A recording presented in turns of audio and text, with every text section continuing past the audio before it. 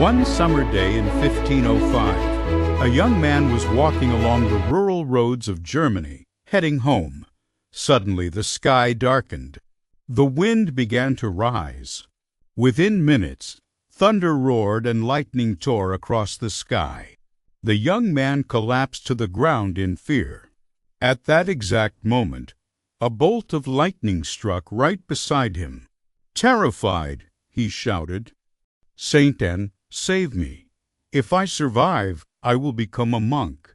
The promise he made in that moment would not only change his own life, but also the religious history of Europe and even the world.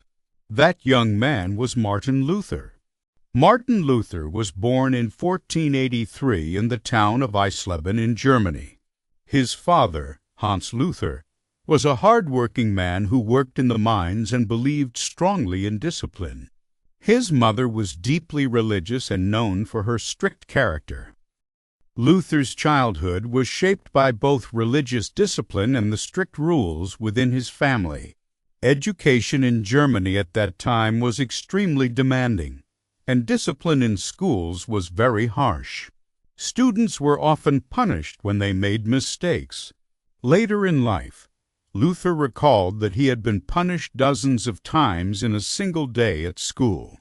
Despite this harsh environment, Luther was intelligent, hardworking, and ambitious. In 1501, he enrolled at University of Erfurt, one of the most important centers of learning in Germany. There he studied philosophy and law. His father dreamed that he would one day become a successful lawyer. But his life was about to change dramatically. After surviving the storm, Luther kept the promise he had made in fear. He probably had no idea at that moment how much his life would change. Despite strong objections from his father, he abandoned his legal studies and entered a monastery. For his family, this decision was a great disappointment. Luther joined the Order of St. Augustine. Life in the monastery was extremely strict. Monks spent long hours praying, fasting, and performing spiritual disciplines in order to cleanse themselves of sin. But Luther went further than most monks. He was terrified of committing sin.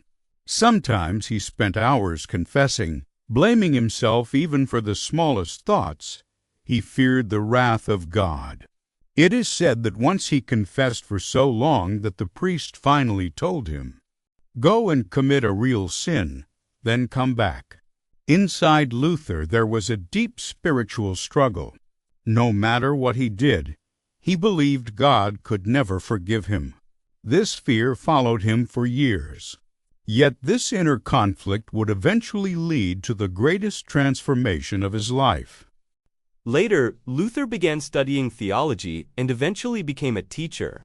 He started teaching at the university in the German city of Wittenberg. He tried to calm his inner struggle by studying the sacred texts and teaching them to his students. As he began to examine the Bible more deeply, he made an important discovery. Later, Luther began studying theology and eventually became a teacher. He started teaching at the university in the German city of Wittenberg. He tried to calm his inner struggle by studying the sacred texts and teaching them to his students. As he began to examine the Bible more deeply, he made an important discovery. While reading the book of Romans, he encountered an idea that would change his life. According to the Bible, people could not earn God's forgiveness through money or good works. Salvation came through faith alone. This idea completely contradicted the teachings and practices of the church at that time, because during those years, the church was selling documents known as indulgences. These documents promised the forgiveness of sins. People believed that by paying money, they could reduce the punishment for their sins. This practice had spread across much of Europe. One of its most famous promoters was a preacher named Johann Tetzel. Tetzel traveled from town to town proclaiming, "As soon as the coin in the coffer rings, the soul from purgatory springs." These words deeply disturbed Luther. In his view, God's forgiveness was not something that could be sold. There was nothing in the Bible that supported such a practice. So Luther decided to write down his thoughts that in October 1517, Luther took a step that would change history. He posted a document on the door of All Saints' Church. This document later became known as the 95 Theses. In truth, Luther intended it as an academic debate. He wanted scholars to discuss the issue. But because the printing press had recently become widespread, the document quickly spread throughout Germany and then across Europe. Suddenly, Luther became one of the Church's most prominent critics. The reaction from the Church was harsh.